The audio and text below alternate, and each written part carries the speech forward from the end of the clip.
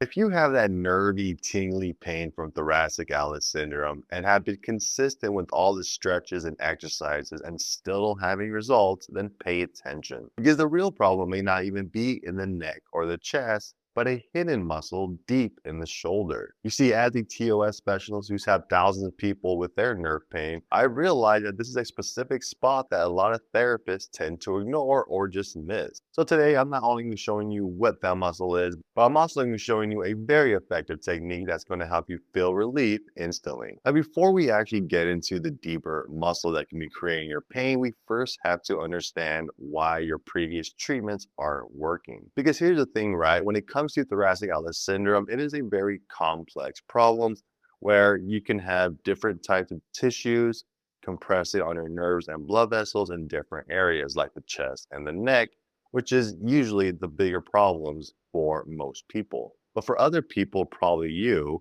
it's most likely that you have that compression in another spot in the body that is close to the chest and neck and still making them think that it's TOS. Now, that area I'm talking about is the deep shoulder, and it's thanks to the muscle known as the coracobrachialis.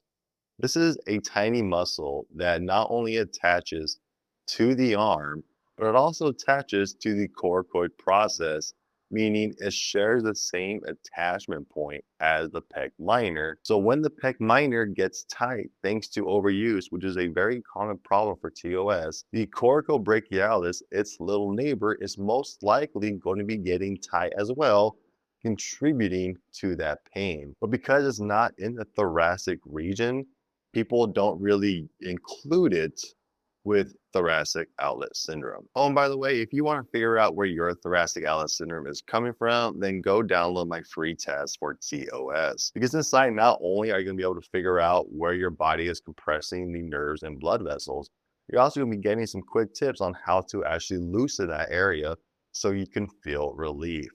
And you'll be able to do it all in under 5 minutes. The link for that is in the description below, or it's in the pinned comment. All right, so how does the coracobrachialis actually create that specific pain? Well, it does this in two ways. One, we talked about a little earlier, how it can create some kind of tipping in the scapula, which is how it can create that compression on the nerves and blood vessels. But the way it creates that tipping is thanks to the muscle getting shortened and locked in the shortened position, thanks to trigger points, myofascial restrictions, things like that, right? And because of all of that, when this muscle gets tight and locks that way, the nerves and blood vessels that run right behind it can also get compressed, and that's how you get your pain. And of course, because that pain, that location is right next to the pec minor, right next to the thoracic outlet region, people will misdiagnose this or just think it's coming from the chest or the neck, which is the common areas for TOS. So in order to fix this problem, we have to loosen the coracobrachialis. We have to massage it out, loosen it up, give it a chance to basically breathe so that the nerves and blood vessels can actually pass through it without being squeezed. And the best way to start essentially is by just taking your thumb, placing it on the top of your bicep, on the inside top bicep, and you're just going to strum back and forth essentially until you can feel a little road bump essentially. Now, be warned, there are some nerves and blood vessels in this area. There's nerves and blood vessels everywhere, obviously, but there is a nice little group here. So if you feel a little zing or zap or zoop, then just move over a little bit and you will be able to land on the muscle. I promise you, it's much easier to find than you think. All you got to do is just strum the top, and when you run over a little road bump that is nice and tender, then that is most likely your coracobrachialis. So once you believe you found it, the first thing we basically want to do here is just warm up the muscle and the bicep on top of it. So just simply in that area with light to medium pressure, just rub it out, rub the different areas, rub next to it on top and bottom, and just do this for roughly 30 seconds. The goal here is to one, just try to move the tissues around a little bit, get some blood flow going. But two, we're also looking for the most tender spots in that area so we can attack it for the next few techniques. Now, once you're done warming up the muscle, we're then going to be moving into a simple static pressure technique. Hold static pressure on the most tender spot that you found for 60 seconds with medium to firm pressure. The goal here is that you are applying enough pressure that we can actually create changes in the tissue, right? We're not just touching it, right? We actually want to press in hard enough that the tissues are starting to move away a little bit. But we don't want to press too hard to the point we are wincing, we are fighting back because now the muscle's contracting as opposed to trying to stay relaxed. And therefore, you're not going to release it essentially.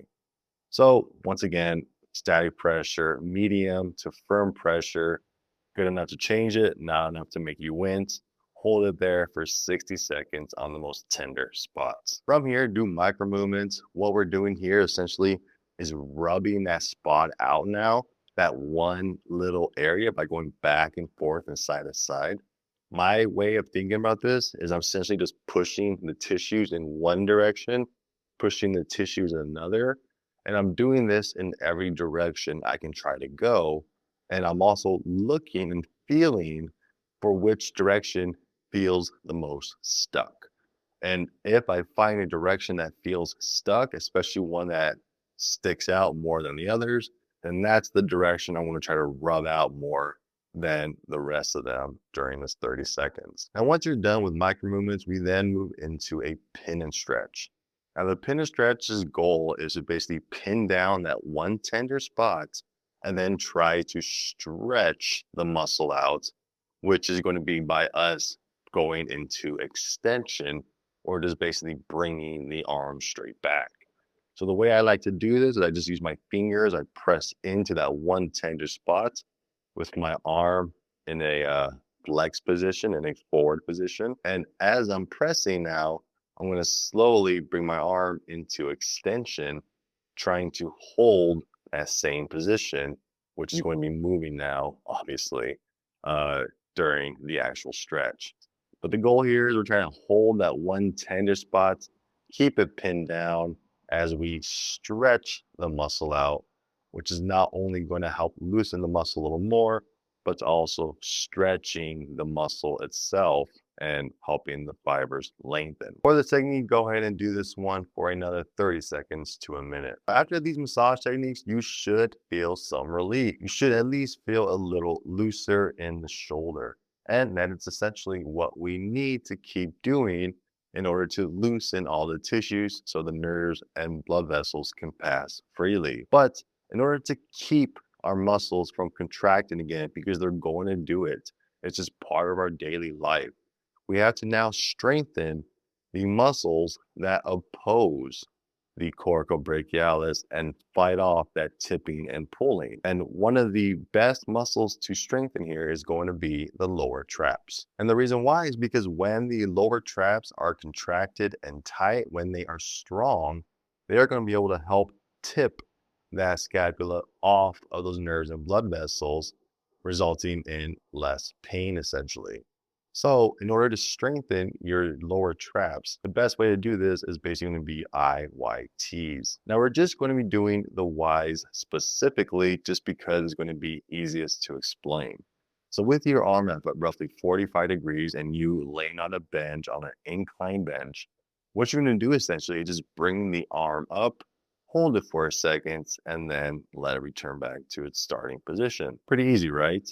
Now here is the trick. When you are contracting or trying to strengthen the lower traps, when we do these movements, a lot of us are just going to be using our arms and not thinking about the back contracting, which is then going to not fire it up and not really get it to engage. But if we focus on pulling the scapula down and back by just trying to tip it back, roll our shoulders back, if we focus on doing all that first before the arms raise up, or if we think of another way as a seesaw effect where when the scapula gets pulled down, the arms are rising up. This is how you got to think about the actual exercise in order to keep the lower traps engaged. This is also going to help the shoulders avoid becoming the primary movers. Yes, they're going to contract, you can't avoid it.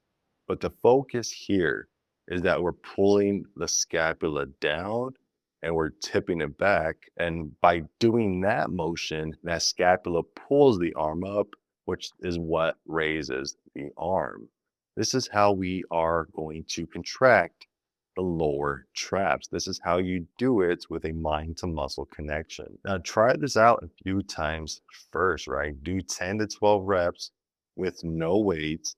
And then once you believe you can start to get that little focus, then that's when you start to add a little bit of weights. But the goal here is to do 3 sets for 12 to 20 reps at a good slow pace. And by doing this after releasing the coracobrachialis, now the scapula has a fighting chance, even the lower traps has a better chance of contracting and moving and doing what you wanted to do if you didn't release the coracobrachialis first. Because think about this, right? If that was knotted up, then now you're fighting the knotted muscles.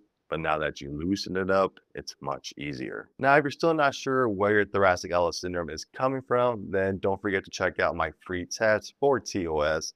The link for that is in the description below. Other than that, thank you for watching, and I'll see you in the next one.